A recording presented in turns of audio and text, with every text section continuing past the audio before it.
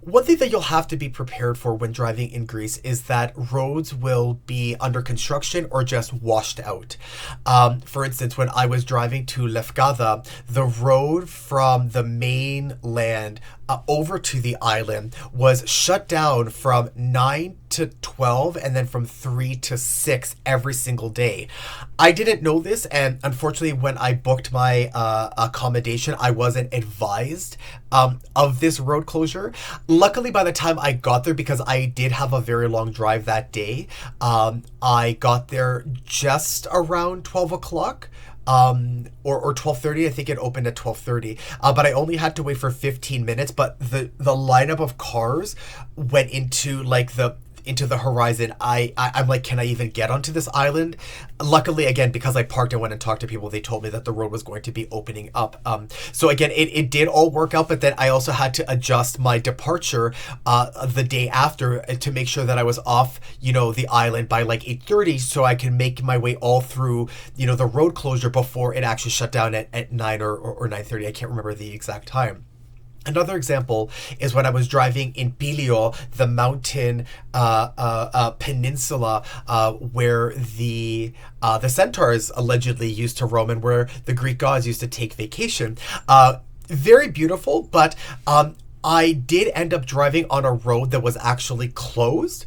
I didn't know it was closed because I guess maybe the residents or whoever, I shouldn't, make any accusations, but there was no sign that said that the road was closed when I was making my way up from Volos into the mountain villages, even though it was, and there were points where I didn't think I was going to make it. Like, the roads were actually had fallen out. It was pretty dangerous. And I'm like, what on earth is happening here? I'm like, I have never encountered anything like this. And this was the last couple of days that I was doing the road trip. So I was like, I've never seen such poor conditions.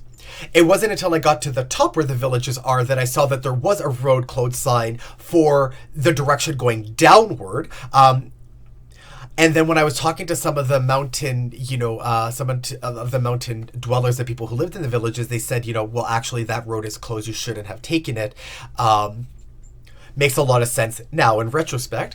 And they also mentioned that in the September that had just passed in 2023, they had torrential downpour and then wildfires that had really damaged a lot of the roads and access to the roads. And in fact, when I was making my way downhill to leave, the mountain towns to make my way back to Volos for the evening, I think I drove 20 minutes downhill, winding, of course, only to get to a road that was actually closed this time because the full road was actually just taken out by a waterfall. So I had to make my way all the way back up the mountain and basically try to figure out a way to make my way back home. Luckily, there was a route that I was able to take, but I couldn't have gone that way, and I couldn't have gone the way that I first came, obviously, because that was incredibly dangerous. Luckily, I was able to find a way down with the help of some advice from a coffee shop that I stopped at. They went onto Google Maps and showed me this is the road that you should take, and I was able to make it home. But nonetheless, in Greece, I did find that there were times where entire chunks of road were closed.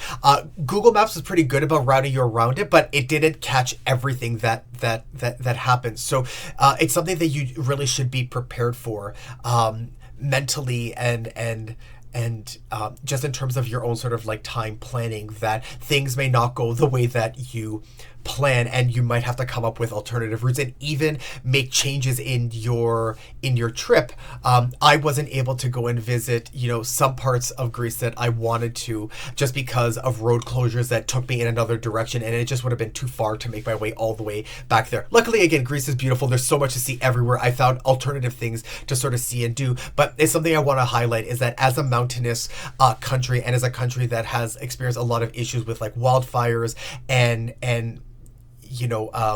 other sort of climate related changes, that it's something that did have an impact on my driving, and that not all of that is going to be captured on your GPS device.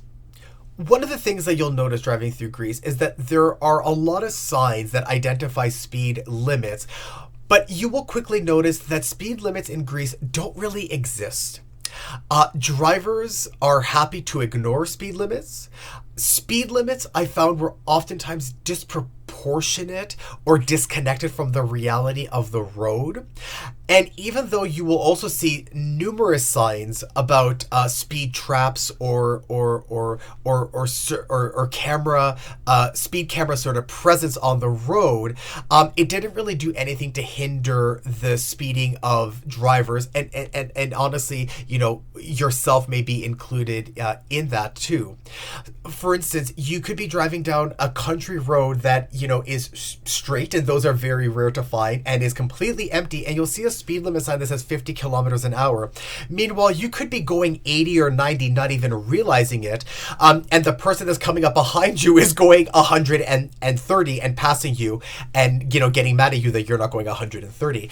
So the speed limit signs are everywhere, and they do change frequently, but again, I do find that they are disconnected from a lot of what the roads you know, should allow for, except in instances when you are going, again, from like a highway road into like a city road into a village road. But a lot of that slowdown will kind of happen naturally with stop signs or with stoplights, you know, as well. But at times on a road, you'll be driving and there will be a spot that says, you know, 70 kilometers an hour, and then 50, and then 90, and there's nothing between any of those three signs to justify why that limit should change. I mentioned previously that you will see signs kind of everywhere, and it'll even pop up on Google Maps, so you will be notified that there are speed cameras that may be in use. My understanding, and from what I saw, there aren't any speed cameras in the way that you'll find, at least in somewhere, let's say like Toronto, or maybe in other places in North America and Europe, or the rest of the world. But there it actually referred to police officers that will have a speed camera and I guess be parked around a corner somewhere. So it was signs kind of telling you that there was possibly going to be a police officer there with a speed camera that was going to, you know, clock you in at a certain speed and possibly ticket you. But outside of northern Greece, I never saw a single police officer or speed camera anywhere. So maybe the signs themselves are supposed to act as a deterrent, but like it really didn't deter anyone, because I would slow down frequently to not get caught by these cameras that I thought existed, only to have a lot of angry cars, you know, behind me, honking at me and passing me, you know, in anger.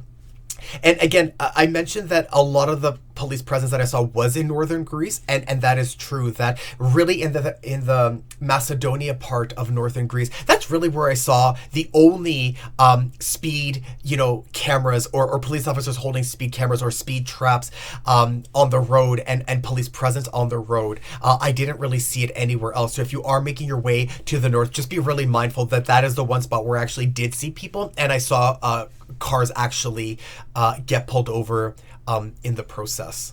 One of the interesting things that you'll notice driving through Greece is that the traffic lights or stoplights are not on the opposite side of the intersection when you're driving. They're actually on the same side of the intersection. So in North America, we are accustomed to looking across the intersection for the green light or the red light. No, not in Greece. In Greece, those traffic lights are on the same side as you. So the traffic light will be here, and the stop line will be right here. It won't be on the other side. And it took a little bit of time to get used to. Oftentimes, I would be looking at the other side of the intersection, trying to see if I had a green light or red light, and, you know, I would be through the intersection before I realized that the light was behind me. I don't think I went through a red light, and I'm certainly not admitting to going through a red light in a video that I'm posting online. But again, it does take some time to train yourself to look before the intersection for your light, and it does make it complicated when you are driving and you're maybe one of the first two cars and you're like, I can't see if I'm allowed to go, especially if you're the first car. You have to stick your head out the window, and then it's like right over here, like next to you, or sometimes someone will honk their horn behind you, and that's when like, oh, okay, I guess I'm supposed to go. So yeah, one of the things that I noticed, and actually added like a real challenge at times in terms of just like making visual sense of the road, was the location of stoplights. And also I noticed that like in half the stoplights that I encountered just were not functional. Like, it was actually kind of dangerous. There would be times where I'd be driving like 80, 90, 100 kilometers down a road, which I was allowed to do. But then there would be stoplights that just wouldn't be in operation. But there wouldn't be a sign saying that they weren't in operation. And sometimes they were covered in like plastic, but sometimes they weren't. They just weren't used. And anyways, yeah, so again, stoplights will be one of those interesting things that you'll have to navigate, along with the interesting drivers that make driving a very unique experience. One final quick thing that I feel I should mention here is that when you're driving through Greece, you will encounter instances of animals on the road. Sometimes they're being transported. Sometimes they are being guided by their farmers and eating grass at the side of the road, or they're, being taken for, I don't know, like a walk. And sometimes you may just encounter animals that don't seem to have any human guidance and are just kind of there, especially like the wild pigs that you would sometimes encounter, even goats. There were very few instances where I was nervous about the presence of animals. Mostly in northern Greece is where I encountered a lot of this, a lot of these sort of animal crossings, if you will. And there were a couple of times where farmers were herding their cows, and I'd have to sort of drive through, and a cow would sometimes turn its head at me. I'm like, oh, please do not kick my car. Please do not butt your head against this car.